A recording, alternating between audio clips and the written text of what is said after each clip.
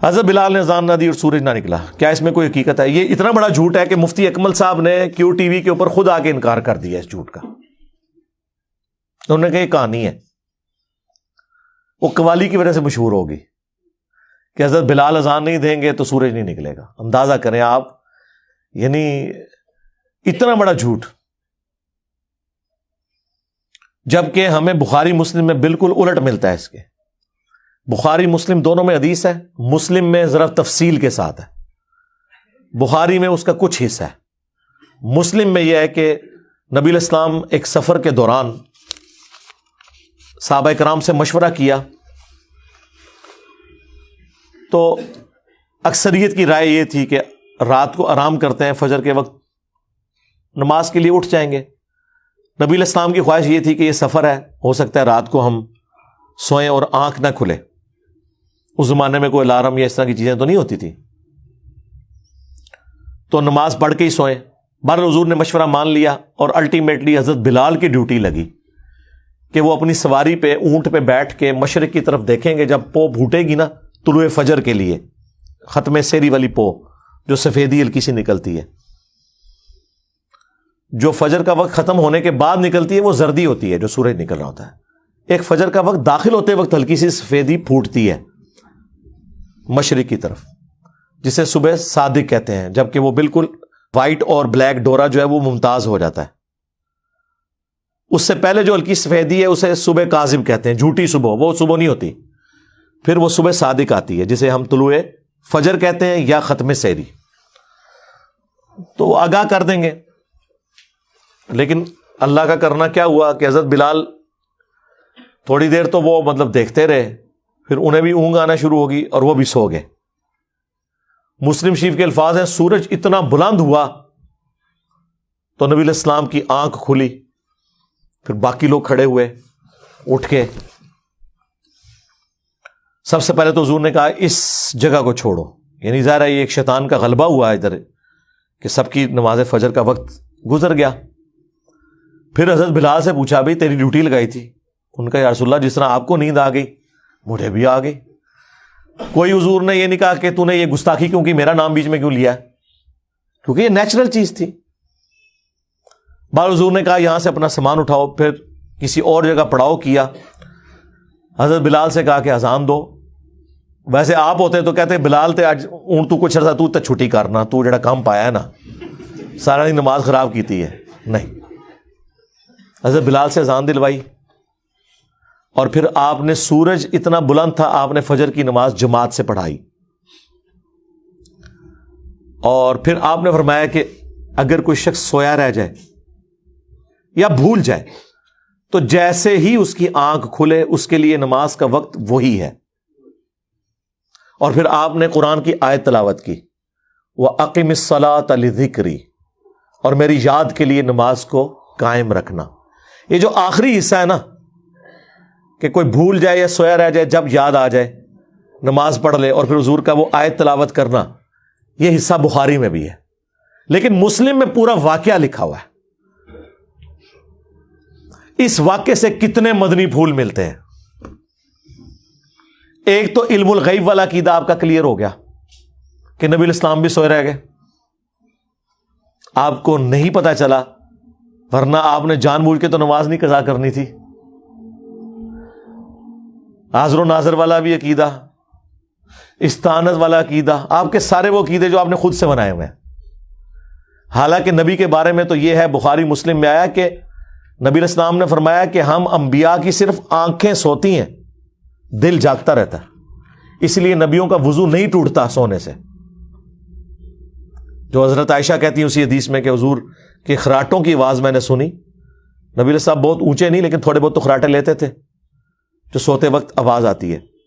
اور آپ اسی طرح نماز آپ نے پڑھا دیا. آپ نے فرمایا ہم انبیاء کا دل نہیں سوتا، صرف آنکھیں سوتی ہیں. لہذا انبیاء کا وضو سونے سے بھی نہیں ٹوٹتا سوائے ان چیزوں کے جن چیزوں سے ٹوٹتا ہے. تو چونکہ وہ غافل نہیں ہوئے ہوتے، لیکن یہاں پر نبی علیہ السلام کو پتہ ہی نہیں چلا کہ سورج نکل آیا، تو یہ مسئلہ بھی کلیئر ہو گیا. اور یہ مسئلہ بھی کلیئر ہو گیا کہ حضرت بلال حبشی رضی اللہ تعالیٰ عنہ، جن کے بارے میں آپ نے قوالی میں سنا تھا کہ وہ اذان نہ دیں تو سورج نہیں نکلتا، وہ تو سوئے رہ گئے، اور سورج نکلا کیا؟ باہر نکلایا۔ جس دن بلال کی عزت سٹیک پہ لگی ہوئی تھی اس دن تو سورج نکل آیا۔ اگر حضرت بلال کی عزت کی حفاظت دیکھی جائے تو اس دن ہونی چاہیے تھی کہ کوئی فرشتہ جا کے حضرت بلال کو جگا دیتا کہ حضرت اٹھو، نہیں تو لوگوں نے گلاں کرنی ہے جے بعد اچ۔ اور وہ واقعہ جی، وہ جو ان کی زبان میں لکنت تھی تو وہ صحابہ نے شکایت لگائی، تو اگلے دن حضور نے ان کو اذان دینے سے روک دیا، تو اس دن سورج ہی نہیں نکلا۔ لیکن یہ ہے کہانی، اور مسلم شریف نے وہ کہانی کھول دی۔ اسی لیے ہم کہتے ہیں یہ کتابوں کا خدا، یہ کتابوں کا پیغمبر، یہ کتابوں کا واقعہ، اور وہ بابوں کے بتائے ہوئے واقعات۔ مرنے سے پہلے اے مسلمہ کر لے اس پہ غور، کتابوں کا خدا اور ہے، بابوں کا خدا اور، کتابوں کا بلال اور ہے، بابوں کا بلال اور۔ ہاں، وہ چیز جو قرآن و سنت میں رپورٹ ہوئی ہے وہ تو بالکل اس کے اپوزٹ ہے۔ اور اس واقعے سے یہ بھی پتہ چل گیا کہ اگر کوئی شخص سویا رہ جائے یا بھول جائے تو جس وقت بھی وہ نماز پڑھے گا اس کی نماز درست ہو جائے گی، وہ نماز قضا بھی نہیں ہوگی، جان بوجھ کے نہ کی ہو۔ بعض اوقات انسان لیٹ اٹھتا ہے نا، تو لوگ پوچھتے ہیں میں قضا پڑھنی ہے، ادا پڑھنی ہے، تو آپ جب اشراق کے وقت میں فجر پڑھیں گے تو آپ کی ادا ہے، بشرطے کہ آپ نے روٹین نہ یہ بنائی ہوئی ہو۔ کتنے لوگ ہیں پوری رات بیٹھ کے نیٹ پہ اور واٹس ایپ کے اوپر فضولیات میں ٹائم ضائع کرتے ہیں، اور فجر کی جب اذانیں آتی ہیں تو وہ سو جاتے ہیں، اور پھر وہ کہیں گے جی ہم اٹھ کے نماز نہیں، ان کے لیے نہیں۔ ہاں، کوئی رات کو ٹائم پہ سویا، کسی دن کوئی اچانک ایسا معاملہ ہو گیا تو وہ اسے پھر غم کھانے کی ضرورت نہیں ہے، وہ نماز ادا کرے، اس کی نماز ادا ہے۔ اور اس واقعے سے یہ رزلٹ بھی نکلا کہ اس طرح کی جو نماز ہے وہ آپ جماعت سے بھی ادا کر سکتے ہیں۔ سورج نکلا ہوا ہے اور حضور نے یہ نہیں کہ اپنی اپنی پڑھ لو، اذان بھی دلوائی اور نماز پڑھی۔ اور ضمناً میں ایک برکت کے لیے ایک واقعہ عرض کر دیتا ہوں جو پبلک میں اسی کے ساتھ کا ایک جھوٹا اور واقعہ مشہور ہے۔ وہ کہتے ہیں جی حضرت میر معاویہ کی ایک دفعہ فجر کی نماز قضا ہوگی، یعنی جن لوگوں کے بارے میں قرآن و سنت کے دلائل میں اگر کوئی چیزیں ان کو نہ ملے، ان کو اونچا کرنے کے لیے انہوں نے جھوٹے واقعات منسوب کیے ہوئے ہیں۔ اور یہ کون لوگ سنا رہے ہیں؟ جو یہ کہہ رہے ہیں نبی کو بھی علم غیب نہیں ہے، وہ شیطان کا علم غیب مانتے ہیں، اور پتہ نہیں کیا کچھ ماننا شروع کر دیتے ہیں۔ وہ کہتے ہیں حضرت میر معاویہ کی فجر کی نماز ایک دفعہ قضا ہو گئی، تو وہ اتنا روئے اتنا روئے اتنا روئے کہ اگلے دن ان کو فجر کے وقت شیطان جو ہے نا انسانی شکل میں اٹھانے کے لیے آ گیا۔ اچھا جی، شیطان اٹھانے کے لیے آ گیا، کیوں؟ وہ کہتے ہیں اس لیے آیا کہ اس شیطان نے ان کو بتایا کہ کل جو آپ روئے تھے نا اس کی وجہ سے آپ کا ثواب کتنے گنا بڑھا دیا گیا ہے، تو میں نہیں چاہتا کہ آپ دوبارہ نماز قضا کریں اور آپ کو پھر اتنا ثواب رونے کے اوپر ملے، تو میں آپ کو فجر کے وقت اٹھانے کے لیے خود آ گیا ہوں۔ اندازہ کریں آپ یار، یعنی یہ لوگ کس طرح کے جھوٹے واقعات بیان کرتے ہیں۔ یہ جو ثواب اور عذاب کا معاملہ ہے یہ اللہ اور فرشتوں کے درمیان راز ہے، اس کا شیطان سے کوئی لینا دینا نہیں ہے۔ آپ شیطان کا علم غیب مانے ہوئے ہیں ماموں جی کو بڑھانے کے لیے، ظاہر ہے۔ دوسری طرف کہتے ہیں نبی کو نہیں پتا، یعنی شیطان نے یاری لگائی ہوئی ہے فرشتوں کے ساتھ کہ تو خبر لیک کرنی ہے تو میں پھر کل جگاواں گا، کس کس نو میں جگانا ہے۔ اللاجیکل جھوٹی باتیں، ان کا کوئی دین سے لینا دینا نہیں ہے، یہ اللہ اور بندے کا معاملہ ہے۔ پھر تو بڑا اچھا طریقہ مطلب پتہ چل گیا کہ بھی ایک بندہ اگر نہیں اٹھتا تو وہ پھر یہ انتظار کیا کرے کہ مجھے شیطان ہی آپ اٹھائے گا آ کے، ورنہ میں روزانہ زیادہ جو ہے حضرت میر معاویہ کی سنت پہ، کیونکہ آپ تو کہتے ہیں کہ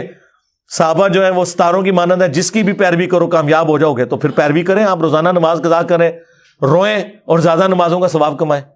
پھر تو ہم پوری ایکویشن لگا کے کورالٹیز بنا کے پوری ایکویشنز بنائیں گے۔ یہ کیوں آپ لوگوں کو جھوٹے واقعات سنا سنا کے اور اس شخص کا گرویدہ کرنے کی کوشش کرتے ہیں کہ جو خلفائے راشدین کے ساتھ اور خصوصاً چوتھے خلیفہ مولا علی بن ابی طالب رضی اللہ تعالیٰ عنہ علیہ السلام کے ساتھ جنگ کر چکا ہے۔ صحابی ہونے کا احترام اپنی جگہ، وہ سب کچھ ہم رضی اللہ عنہ بھی کہتے ہیں، لیکن اس طرح آپ کسی کو اونچا کرنے کے لیے اس طرح کے جھوٹے واقعات تو منسوب نہ کریں۔ تو چاہے حضرت بلال کی شان کو بڑھانے کے لیے کوئی واقعہ جھوٹا منسوب کرے، خواہ حضرت میر معاویہ رضی اللہ تعالیٰ عنہ کے حوالے سے کوئی جھوٹا واقعہ منسوب کرے، غلط ہے۔ اسی طریقے سے حضرت علی کے بارے میں بھی ایک واقعہ ہے، لیکن اس حدیث کے بارے میں محدثین کے ہاں اختلاف پایا جاتا ہے۔ اس حدیث کو امام طبرانی صحیح سمجھتے ہیں، اپنی موجم کے اندر اس حدیث کو لے کے بھی آئے جو حضرت علی رضی اللہ تعالیٰ عنہ کی گود میں نبی علیہ السلام سر مبارک رکھ کے سوئے ہوئے تھے اور حضرت علی کی نماز چھوٹ گئی اور وہ رونا شروع کر دیا انہوں نے، تو کہتے ہیں سورج واپس نکل آیا۔ یہ روایت اپنی سند کے اعتبار سے اکثر محدثین نے اسے ریجیکٹ کیا ہے، اس وجہ سے نہیں کہ وہ حضرت علی سے کوئی بغض رکھتے تھے، یہ اللاجیکل بات ہے، لاجیکل بھی درست نہیں ہے۔ یہ ہو ہی نہیں سکتا کہ نبی علیہ السلام تو نماز پڑھ کے سوئے ہوں اور حضرت علی نے نماز نہ پڑھی ہوئی ہو۔ حضرت علی تو ساری نمازیں حضور کے پیچھے ہی پڑھتے تھے، یہ ایسا ہو نہیں سکتا، یہ لاجیکلی کوئی درست نہیں ہے۔ لیکن اگر کوئی اسے صحیح بھی مان لیتا ہے تو سورج کا رک جانا اتنا تو احادیث میں ثابت ہے۔ بخاری مسلم میں آیا کہ جوشوا جو حضرت موسیٰ کے خلیفہ اول بنے تھے، ہارون علیہ السلام تو زندگی میں فوت ہو گئے ان کے، یوشع ابن نون جنہیں جوشوا کہا جاتا ہے،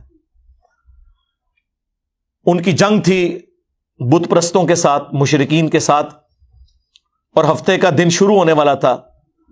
یعنی جمعے کی مغرب کا وقت قریب آ گیا تھا، اور ہفتے کے دن یہودی جنگ نہیں لڑ سکتے تھے، ان کے لیے وہ حرمت کا دن تھا۔ اب بالکل جنگ اینڈ پہ پہنچی ہوئی ہے، فتح قریب ہے، تو حضرت یوشع ابن نون نے اللہ کے حضور دعا کی کہ اے اللہ میرے لیے سورج کو روک دے، آج کا دن تھوڑا لمبا کر دے تاکہ ہم کافروں کو شکست دے لیں، کیونکہ اگر مغرب کا وقت آ گیا تو جنگ روکنی پڑے گی۔ تو حضرت یوشع ابن نون کی دعا کی برکت سے اللہ نے سورج کو روک دیا، یہ بخاری مسلم کے الفاظ ہیں، اور ان کو فتح نصیب ہوگی۔ تو یہ پاسبلٹی موجود ہے، لیکن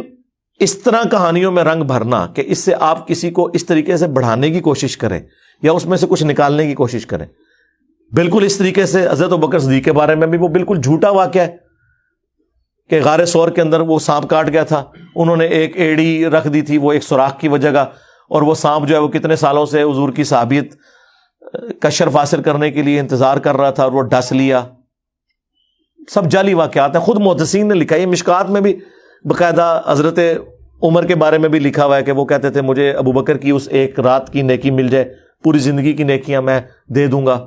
یہ جھوٹی روایت ہے، سچی روایت مسلم شریف میں ہے،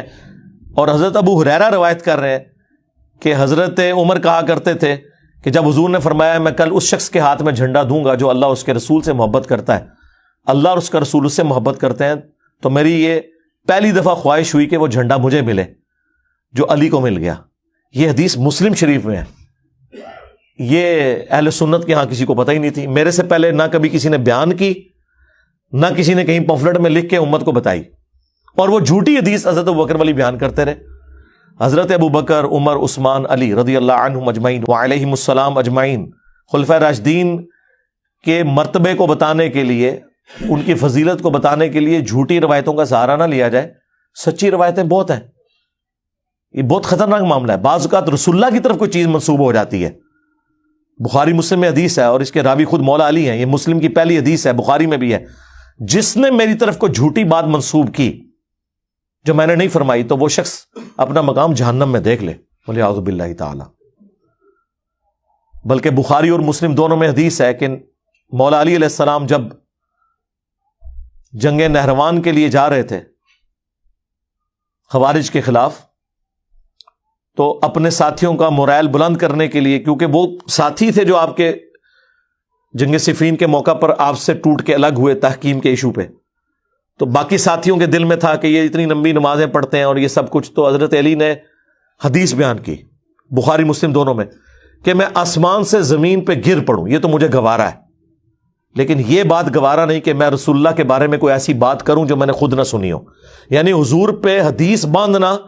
یہ اتنا بڑا جرم ہے کہ کوئی شخص آسمان سے زمین پہ گرے، اس کے ٹکڑے ٹکڑے ہو جائیں، وہ عذاب کم ہے، اور رسول اللہ پہ جھوٹ باندھنے کا عذاب بڑا ہے۔ تو پھر حضرت علی نے یہ جملہ بولنے کے بعد خوارج کے خلاف قتال کرنے کے بارے میں حدیث بیان کی کہ اس امت کے بہترین لوگ ہیں جو خوارج کو قتل کریں گے، اور میں نے خود حضور سے سنا تھا۔ اور مسلم میں تو الفاظ ہے کہ میں اب اگر ساری باتیں بتاؤں تو شاید تم میں سے بعض لوگ اس فضیلت کو اتنا بڑا سمجھیں کہ وہ سمجھیں آج کے بعد ہمیں کسی نیک کام کی ضرورت ہی نہیں ہے، جتنا بڑا کام خوارج کے خلاف قتال کرنا ہے۔ اور بخاری مسلم کے الفاظ ہیں، ابو سعید خدری کہتے ہیں کہ نہروان کے موقع پر ان خارجیوں کے خلاف ہم نے قتال کیا جن کا وہ بڑا تھا ذوالخویسرہ التمیمی نجدی، وہ جو بخاری مسلم میں ہے کہ وہ گھنی داڑھی تھی، اس کی آدھی پنڈلی تک تہمت تھی، آنکھیں دسی ہوئی تھیں، جو اعلیٰ حضرت کہتے ہیں ایک وہابی کھڑا ہوا، اس نے کہا یا رسول اللہ انصاف کریں، وہ نجدی تھا نا، تو وہ وہابیوں کو نجدی کہتے ہیں نا، تو اس میں نبی اسلام نے فرمایا کہ اس کی نسلوں میں بھی ایسے لوگ پیدا ہوں گے، اور اے علی تم رشک کرو گے ان کی نمازوں کے اوپر، اتنی لمبی نمازیں پڑھیں گے لیکن دین سے ایسے نکل جائیں گے جیسا کہ تیر اپنے شکار میں سے نکل جاتا ہے اور اس پہ کوئی اثر باقی نہیں رہتا، یعنی آر پار جب شکار سے ہو تو خون کا اثر بھی نہیں اس پہ ہوتا، یہ حالت ہوگی، اور میں اپنے زمانے میں پاؤں تو قوم عاد کی طرح انہیں تباہ و برباد کر دوں۔ اور ابو سعید خدری کہتے ہیں اللہ کی قسم یہ وہ لوگ تھے جن کے خلاف ہم نے علی بن ابی طالب کے ساتھ مل کر نہروان میں قتال کیا، یہ بخاری مسلم دونوں میں الفاظ ہیں۔ یہ جنگ جمل صفین نہروان سے متعلق ساری احادیث میرے کربلا والے ریسرچ پیپر کے اندر موجود ہیں۔ تو بات وہ شروع ہوئی تھی حضرت بلال کی اذان سے، جھوٹے واقعات سے، یہ سارے جذباتی واقعات ہیں۔ اس طرح حضرت بلال کی طرف یہ بھی ایک جھوٹا واقعہ منسوب ہے تاریخ کی کتابوں میں کہ جی وہ مدینہ چھوڑ گئے تھے کہ میں اب اذان دوں گا، تو حضرت حسن حسین نے بعد میں ان کو ریکویسٹ کی جب وہ واپس آئے اذان کے لیے، وہ واقعہ بھی ویسے آنسو نکالنے کے لیے بہت اچھا واقعہ، وہ حقیقت بات ہے، وہ عشق و سرور میں ڈوبا ہوا ہے، لیکن ان کی اسنادی حیثیت کوئی نہیں ہوتی ہے، اس لیے اس طرح کے واقعات سے بچنے میں ہی عافیت ہے۔ بعض اوقات پھر اس کے ساتھ عقیدے ایسے جڑ جاتے ہیں کہ پھر ہمیں قرآن و سنت کے دلائل کا دفاع کرنے کے لیے ایڑی چوٹی کا زور لگانا پڑتا ہے ان جھوٹے واقعات کی وجہ سے۔ یعنی ہم کہہ رہے ہیں قرآن میں لکھا ہے ایاک نعبد و ایاک نستعین، یہ کہتے ہیں نہیں جی وہ سلطان باؤ نے تو کہا ہے سن فریاد پیرا دیا پیرا، یعنی ہم آیت پڑھ رہے ہیں اور یہ آگے شعر پڑھ رہے ہوتے ہیں، ہم حدیث پڑھ رہے ہوتے ہیں، یہ کہانیاں اور واقعات سنا رہے ہوتے ہیں۔ اے پھر کیوں کیا جاندہ جی، اور اے پھر کیوں کیا جاندہ، وہ ہوندے ہی کدھر نہیں ہے۔ ہم رفع الیدین کی حدیثیں بیان کر رہے ہوتے ہیں، یہ کہتے ہیں جی وہ اے پھر کیوں کیا جاندہ ہے کہ وہ بت رکھ کے آندے سن، وہ سرکار کو پتہ نہیں، سانوں نہیں پتہ کیوں کیا جاندہ ہے، اور بیان کرنے والے بھی ان ناسکے نے۔ جب سے ہم نے کہا کہ کوئی جھوٹی حدیث ہی سنا دیں، ضعیف چھوڑ دیں، جھوٹی حدیث کسی کتاب میں لکھی ہو، یعنی انگوٹھے چومنے والی جھوٹی حدیثیں ہیں لیکن کہیں لکھی ہوئی ہے موضوعات شریف میں، وہ گھڑی ہوئی حدیثوں کے اوپر جو کتاب لکھی ہے نا، ابن جوزی نے بھی لکھی، ملا علی قاری نے بھی لکھی، اور لوگوں نے بھی، کہ بڑی بڑی گھڑی ہوئی حدیثیں کون سی ہیں، لیکن یہ بغلوں میں بت رکھنے والی تو کوئی گھڑی ہوئی حدیث بھی نہیں ہے، اور پبلک کے اندر مشہور ہے۔